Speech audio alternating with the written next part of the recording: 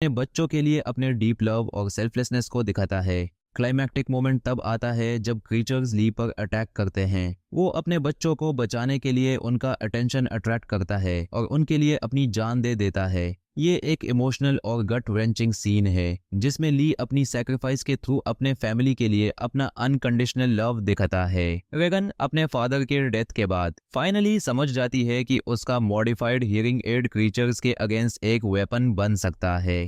Evelyn और बच्चों ने एक मेकशिफ्ट ट्रैप बनाया और रेगन अपने हियरिंग एड का यूज करके एक हाई फ्रीक्वेंसी साउंड एमिट करती है जो क्रीचर्स को इनकेपेसिटेट कर देता है। एवलिन फाइनली एक शॉटगन का यूज करके एक क्रीचर को मार देती है। फैमिली के सर्वाइवल और यूनिटी के लिए उनके डिटर्मिनेशन को दिखाता है। फिल्म एक होपफुल नोट पर खत्म होती है जहां क्रीचर्स के वीकनेस का पता चलने के बाद एवलिन और रेगन एक पोटेंशियल काउंटर अटैक के लिए प्रिपेयर करते हैं। अ क्वाइट प्लेस एक मास्टरफुली क्राफ्टेड फिल्म है जो सस्पेंस, इमोशन और हॉरर को सीमलेसली ब्लेंड करती है।